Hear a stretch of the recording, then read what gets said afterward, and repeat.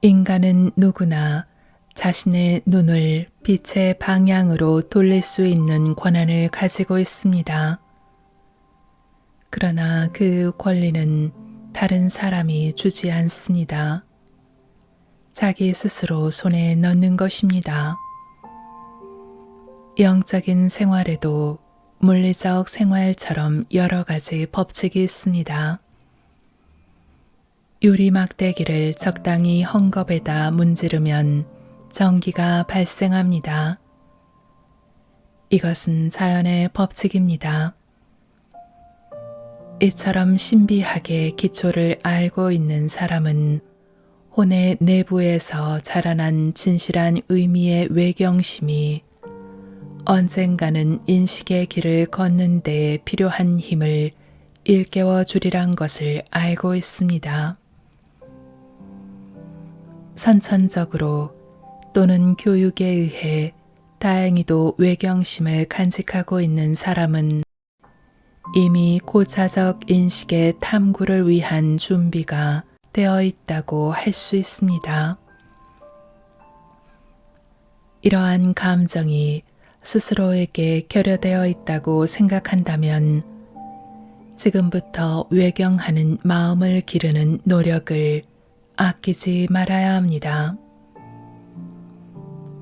그러나 우리의 문명 생활은 존경하고 숭배하기보다는 비판하고 재단하고 혹평하는 경향을 띠기 마련입니다. 비판하고 재단하는 모든 행위는 우리의 혼에 잠재된 고차의 인식 능력을 빼앗습니다.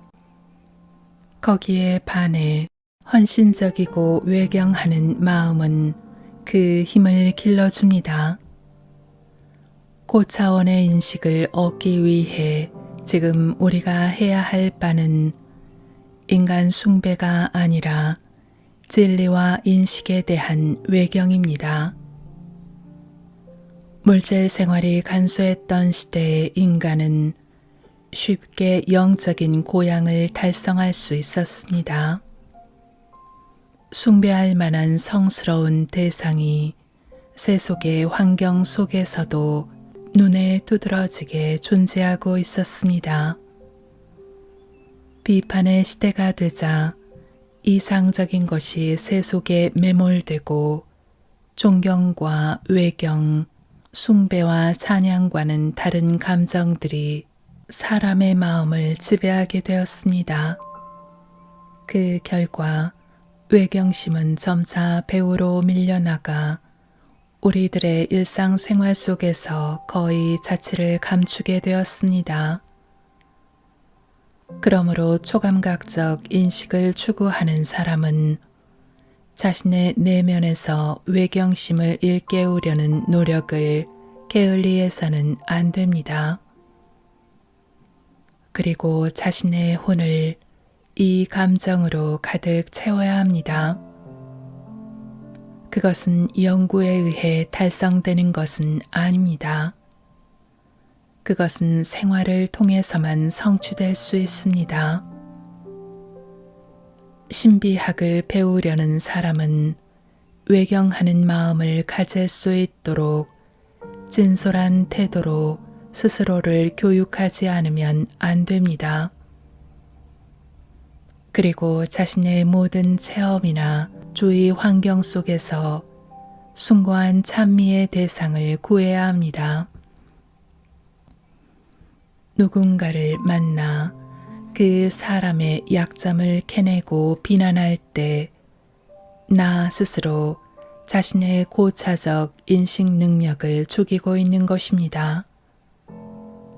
사랑으로 그 사람의 덕성에 마음을 던질 때 나의 능력은 축적됩니다. 신비학을 배우는 사람은 항상 이 점에 유의하여 지침에 따를 것을 기억해야 합니다.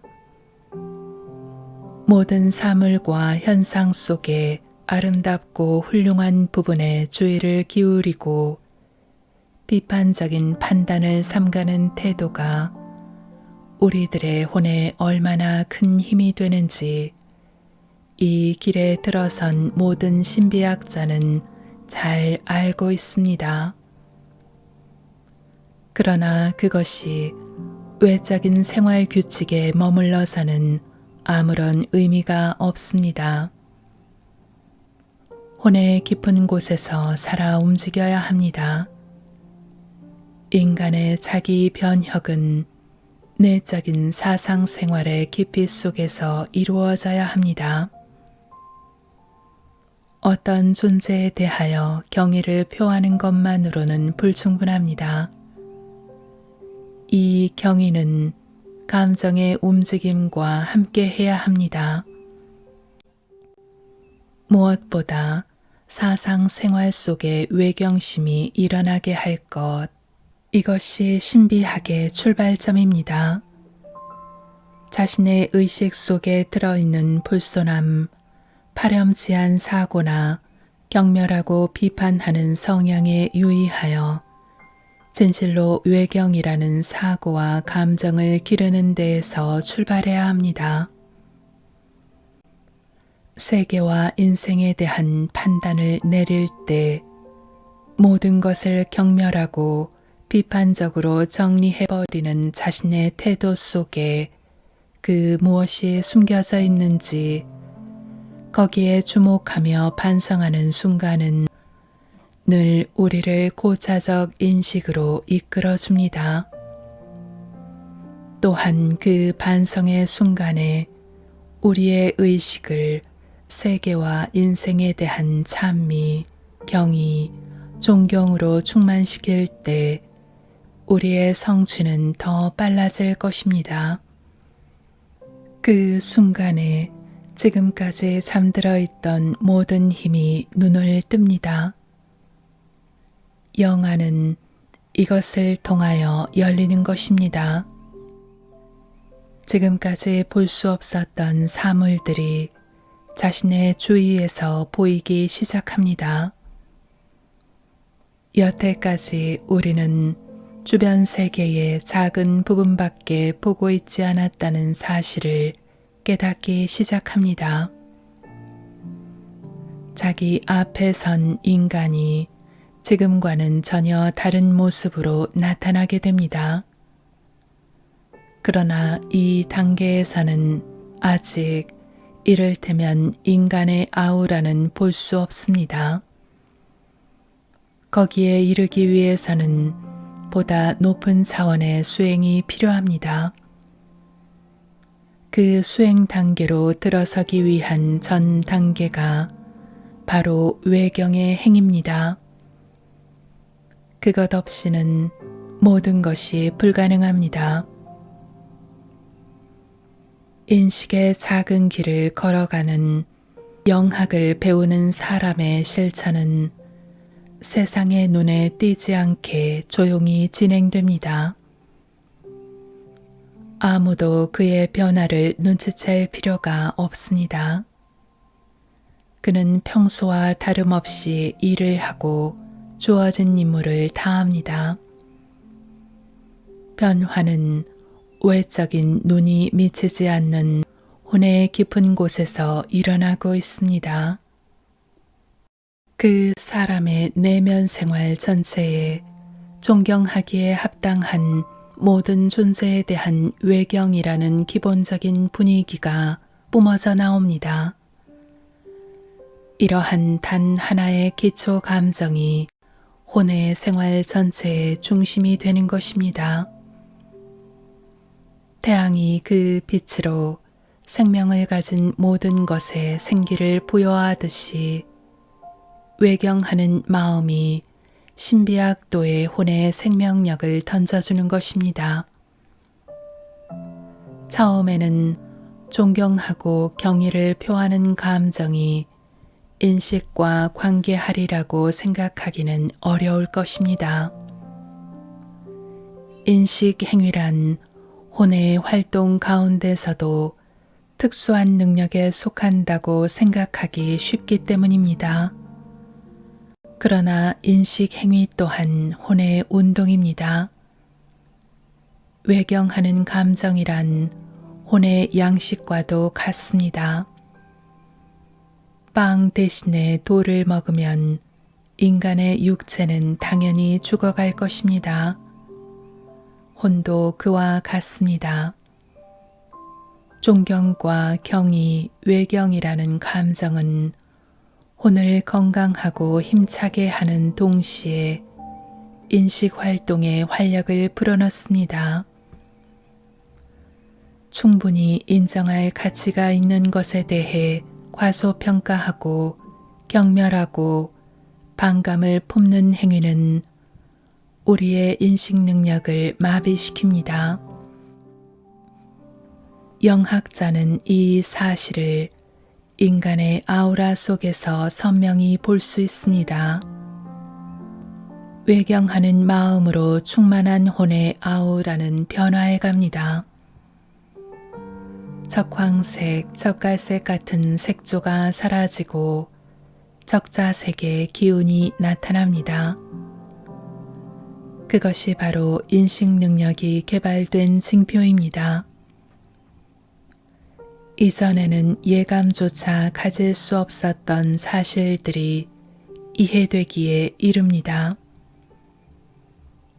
외경은 혼의 내부의 대상에 대한 공감을 불러일으키고 이 공감에 이끌려 여태까지 숨겨져 있던 존재의 특질이 우리 눈앞에 그 모습을 드러내게 됩니다. 외경에 의해 개발된 능력이 다른 감정들과 결합할 때 그 능력은 한층 더 활성화됩니다. 그것은 외면적인 인상에만 머물지 않고 내면 생활을 충실히 함으로써 달성되는 것입니다.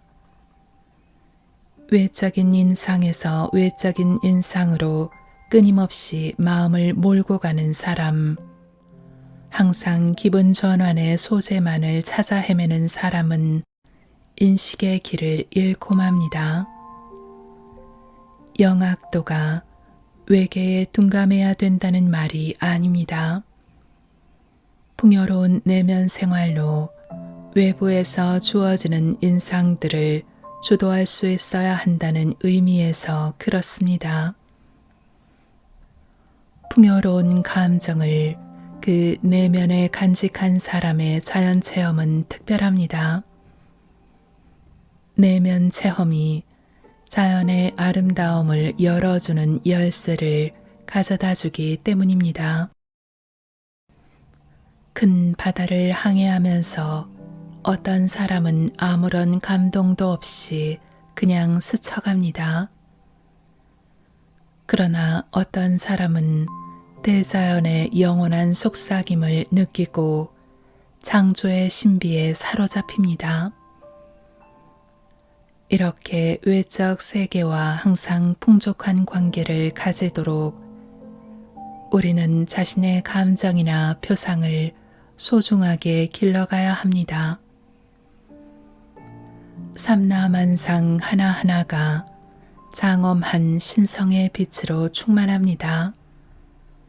그 빛을 체험하려면 우선 자신의 혼에 내재한 신성을 먼저 발견해내야 합니다. 그러므로 영학을 배우는 자는 생활 속에 고독 속에서 내면으로 침잠하는 시간을 마련할 필요가 있습니다. 그러나 그 시간이 오로지 자아의 욕구에 추종하는 시간이 되어서는 안 됩니다. 세계가 나에게 열어준 사물이나 현상, 그리고 사건들의 여운을 완전한 고독과 정적 속에서 되새겨 보아야 합니다. 꽃, 동물, 그리고 어떤 행위들이 이 침묵의 순간에 예기치 않은 비밀을 밝혀줍니다. 신비학도는 이전과는 전혀 다른 눈으로 세계에 대한 새로운 인상을 보게 됩니다. 시시각각 변해가는 인상들을 즐기려고만 할 때 우리의 인식 능력은 무뎌집니다. 무언가를 누리고 그 즐거움에서 무엇인가를 밝혀내려 할 때 우리의 인식 능력은 고양됩니다. 그것은 자신이 누린 즐거움의 여운을 내적 작업을 통하여 소화시키려는 태도에 의해 이루어집니다. 위험한 암초는 너무도 많습니다. 내적 작업을 그만두고 언제까지고 즐거운 여운 속에 젖어 있고 싶습니다. 신비학도가 범하기 쉬운 오류가 이러한 태도 속에 잠재되어 있음을 기억해야 합니다. 우리의 혼은 헤아릴 수 없이 많은 유혹 속을 통과해 갑니다. 암초는 신비학도의 자아를 돌처럼 딱딱하게 굳게 하고 폐쇄적이게 합니다. 우리의 자아는 세계를 향하여 열려 있어야 합니다. 그러기 위해서 무엇인가 이 세계에서 즐거움을 찾아야 합니다. 왜냐하면 세계는 즐거움을 통해서만 우리에게 다가오기 때문입니다. 즐거움에 둔감할 때 인간은 영양분을 공급받지 못하는 식물과 다름이 없습니다. 그러나 즐거움에 언제까지고 머물려 하는 태도 또한 폐쇄성이란 사실을 기억해야 합니다. 그 태도 속에서 스스로에게는 어떤 의미 있는 존재일는지 모르지만 이 세계와의 관계에서는 무와 같습니다. 그가 아무리 내면적으로 활달한 삶을 살고 자아를 멋지게 성장시킨다 해도 세계는 그를 무시할 것입니다.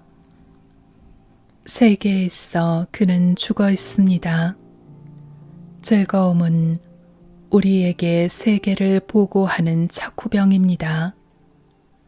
그의 보고를 받아 우리는 내면의 작업으로 향합니다. 인식의 길을 걷는 자는 지적 재산을 축적하기 위해서 배우지 않습니다. 자신을 고귀한 존재로 상승시키려는 그의 의도가 세계를 위한 하나의 수단에 지나지 않는다는 사실을 그는 잘 알고 있습니다.